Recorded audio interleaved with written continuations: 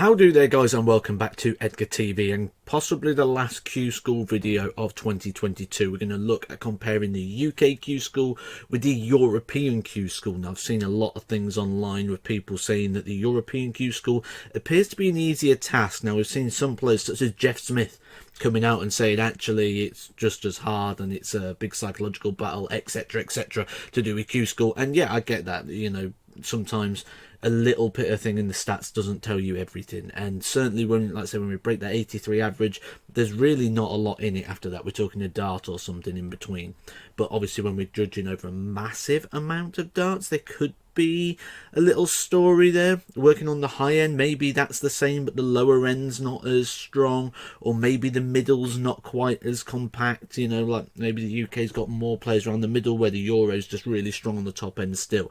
Now, this really got some meat to the bone recently when Wikipedia, a very, very good statistician, did put out this tweet just last night. Says, you are now twice as likely to run into a player averaging 90 plus at the UK Q School than at the EU. And you'll see here is in a little graph, which is a percentage of 90 plus averages at Q School. In the UK, just over 20%, so 1 in 5 players, where in the EU, 10%, 1 in 10, which kind of just goes along with what I said there about it's possibly more to do with the middle part rather than the top. The top part's probably exactly the same. So what I'm going to do, and I'm going to make a little scoreboard. There it is. So what I'm going to do, I'm going to run through a couple of things and a couple of ways in which we can explore this, and we'll have a little scoreboard to see what Edgar TV says is the harder Q School, if it really matters. On your screen right now is the day-by-day running averages. So day 1 running average for the UK 87.54, day 1 running average for the EU 83.15, and the same working your way down for day 1, day 2, day 3 and day 4. You'll see that actually day 1, 2, 3 and 4 was all wins for the UK. So 4 points given out to the UK there for having the highest running averages for the day.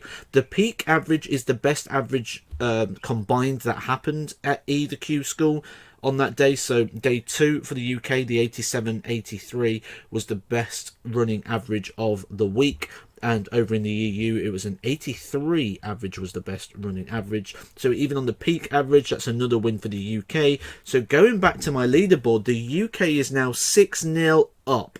What we're going to do next is we're going to look at the averages, and we're going to allocate 1 point per person in the top 5.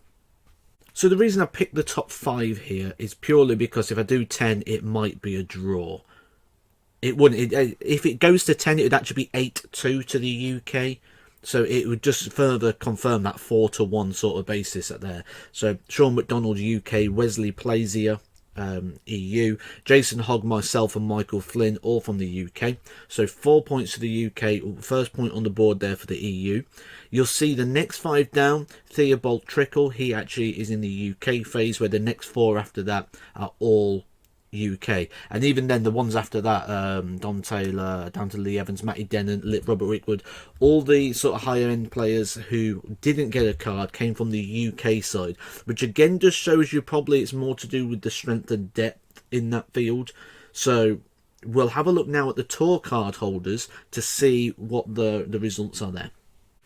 Really interesting when you look at the tour card holders, because we've still got that sort of 4-1 ratio, where we've got top 5 players, Jamie Clark, Ted Everts, Josh Rock and Mickey Mansell, all coming from the UK side. Top of the average there, Jose Justicia, he coming from the EU. The next 5 down, James Wilson, Darren Webster, George Killington, Connor Scott, all coming from the UK side. Mario van der Bogogi coming from the EU side. So that 4-1 ratio continues on the top 10 of the players who did get a tour card. That is the UK 14 and the EU 2. So again, working on that sort of middle area, what I'm going to do is I'm going to take the peak performance days, which we've shown you earlier on, day 1 for the EU, day 2 for the UK. We're going to have a look at those middle areas.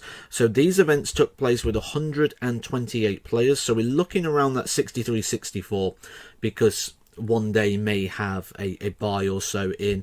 You'll see here we're looking around an 82, 83 sort of area, depending. So I think if we combine the two, we'll probably call that an 83 for the EU. If we go over to the UK and we look around that middle area, you'll see it is actually 87 for the 64. So it's actually up by 4 points. To get to that 83 bracket, we actually have to go down to around about the 1991, so about 90.5, in order to get down to where that middle sort of range is over in the EU. Final thing I'm going to look at is these bottom averages. So we've looked at the top, we've looked at the middle, we're going to look at the bottom now to see what's going on down there. You'll see here Michael Ostrode, 63.31. A couple of people in the 60s there, including former tour card holder as well. Surprising.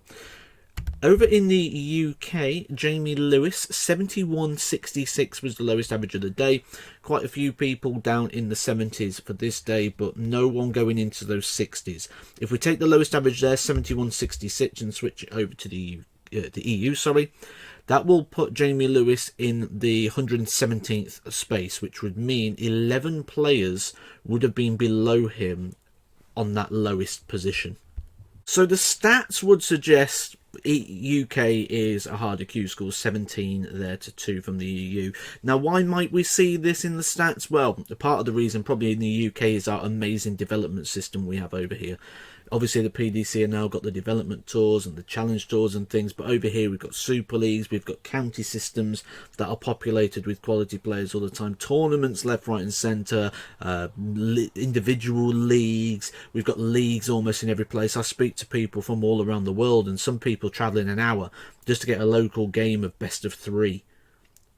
And, you know, I wouldn't travel 10 minutes down the road without complaining that it's too far to go play sort of a local game of darts. So I think that comes with it. A lot of the condensation of what we've got here, so a lot of players can get together to get good practice sessions in, things like that, where obviously in Europe there's a lot more distance between that. The European is definitely catching up with the UK. The rest of the world is really getting, you know, we're seeing a lot of breakthrough talents from a lot of different countries, but it's sort of that middle to bottom end that the development systems will attract and get into that. Obviously things like the development tour now going into Germany is going to help with that. Things like the challenge tour now going across EU as well is surely going to help with the development of that. But at the moment, stats only. You know, we've had players that have gone to the EU system and then failed at that but got through the UK system.